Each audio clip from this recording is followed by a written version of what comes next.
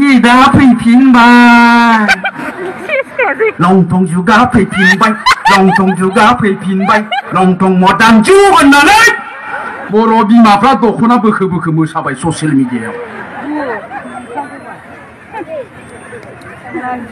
नंगौना नङा दे बेसे लासिंसिं बाथ्रा जाय बिमाया 7 बोसोर बैसोनि फिसा हिनजाव दङ जाय बिमाया 5 बोसोर बैसोनि फिसा हौवा दङ जाय गथ'नो गुन गोनां सोलोंथाइ होनांगौ दङ जाय फिसा हिनजावनो गियान होनांगौनि बोथोर मोनफैबाय बे बिमाया गावसो दख'ना बोखो बोखो ससियेल मिडियायाव मोसाबाय बेफोर गथ'फ्रा बोरै मोजां जागोन बे बिमानि फिसाया बोरै मोजां जागोन जोंनि समाजा बहा गोग्गो जागोन जोंनि गथ'फ्रा बहा गुन गोनां सोलोंथाइ मोनगोन नोंगोना दे रायजो राजा नोंथांमोन दा आं दहायनो बुंखादों आंनाव गाज्रि गाज्रियासो थाजोब्बाय होनना ताइ गाज्रिखौ बुंदों आङो मेथाइआथ' बिदि थोनथाराखै मेथाइनि एलबामाथ' बिदि नंथारा मोसानाया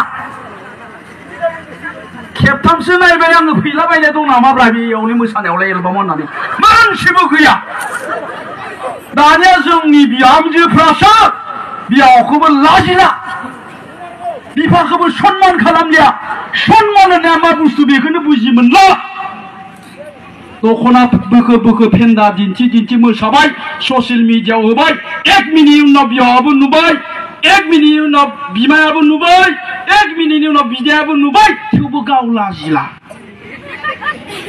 मानो बेबायदि जादों कारना मा दा होमबा जोंनि होख्राव होख्राव बुंनाय खोथाया मिनिंलेस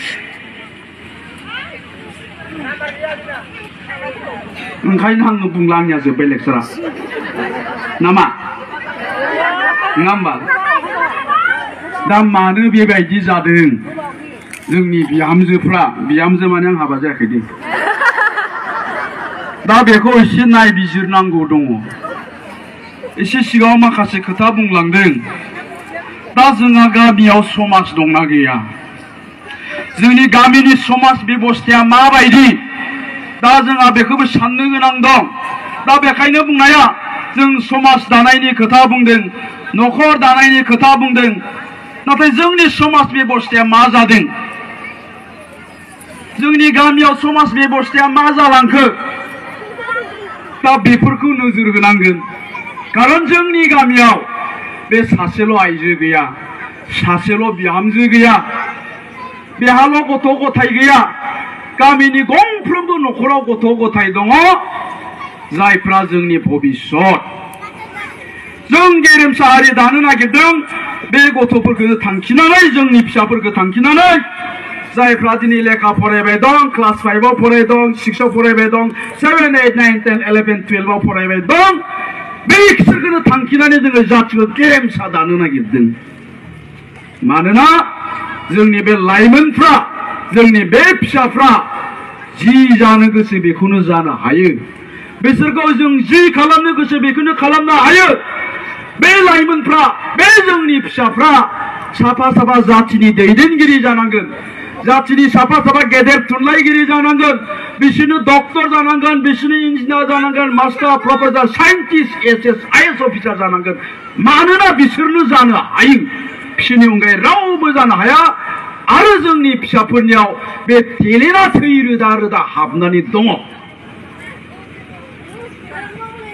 दा बिसोरनाव बे टेलेन्टआ दङब्ला बिसोरनि गोरबो सिङाव हाबनानै थानाय टेलेन्टखौ जों बायजोआव दिहुनना लाबोनांगोन दा बायजोआव दिहुनना लाबोनो गोनांब्ला बिमाया फिसाजोनि सिगाङाव बिमाया फिसानि सिगाङाव दख'ना फैखो फैखो मोसाबा बे फिसानिफ्राय मा टेलेन्ट ओंखारबोगोन डक्टर जानाय टेलेन्ट ओंखारबोगोन नामा मा टेलेन्टआ ओंखारबोगोन होनबा जोंहा बिमा बिफाया दायित्व दंना गैया जोंनि गामिनि समाज बेबस्थायाव दायित्व दंना गैया बेफोरखौ नोजोर होनो थाखाय नङा होमबा दा आङो बुंबाय बेवहाय थानाय साफ्रोमबो बिमानि फिसाया बेवहाय थानाय साफ्रोमबो बिफानि फिसाफ्रा जि जानो गोसो बेखौनो जानो हायो दा बिसोरनि गोरबो सिङाव हाबनानै थानाय टेलेन्टखौ जों बायजोआव दिहुनना लाबोनांगोन आरो बेबायदि जानो गोनांब्ला जोंनि बिमा बिफानाव नाम्बार 1 गावसिनावनो सेल्फ कन्फिडेन्स आत्मबिश्वासा थानांगोन जे आंनि फिसाया मास्टार जानो हायो, आंनि फिसाया डक्टर जानो हायो, आंनि फिसाया इन्जिनियार जानो हायो, आंनि फिसाया मेट्रिकआव 95% लाखिनो हायो। बे सेल्फ कन्फिडेन्स आत्मबिश्वासा जोंनि बिमा बिफानाव थानांगोन आरो जोंनि बिमा बिफानाव सिमां थानांगोन। दहाय बुंदों जोंनि गाहाय आलासि बिथाङा अमानो थेमाबो नायनानै होयो, अमानो टाइमलि आदार होयो, नंगौना? फुङावबो होनांगौ, सानसुआवबो होनांगौ, बिलिफाङावबो होनांगौ। अमाया गन्द्रानिफ्राय जै गबाय अमाखौ नागिरथिङो बिमाया, बिमाया नङा बे मानसि बिमाया,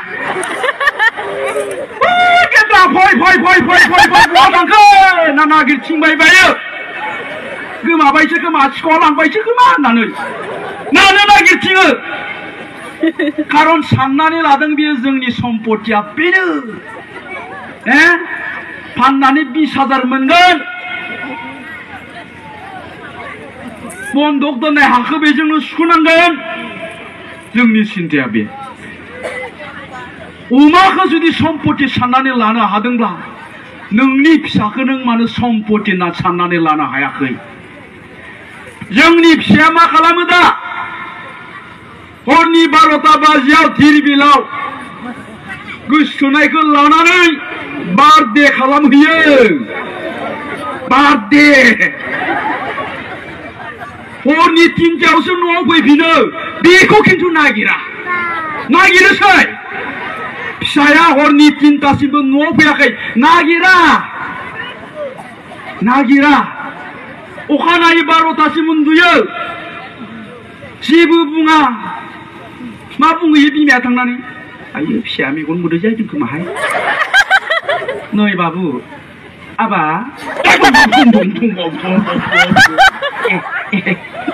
आबा दे जिखौ फैनानै फैलायबावबायसो। बे फिसायालाय बोरै डक्टर जानो? बे फिसायालाय मेट्रिकआव माबोरै 95% लाखिनो? बे फिसायानो ड्राग्स एडिक्टेड जादों।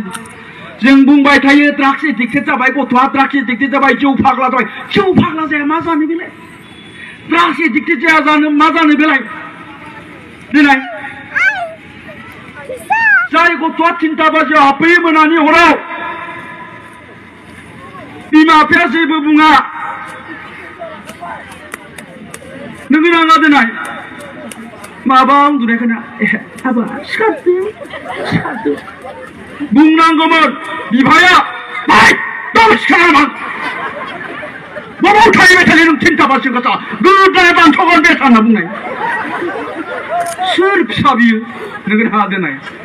दा गतिके जोंनि फिसाफ्रा बिदिजों बहा मोजां जानो? आइफोर आफाफोर, जोंनि न'खरनि सम्पति बिसोरो, बे फिसाफ्रा, बेयाव थानाय सेंग्राफ्रा, बेयाव थानाय सिख्लाफ्रा, बिसोरनो जोंनि न'खरनि भबिष्यत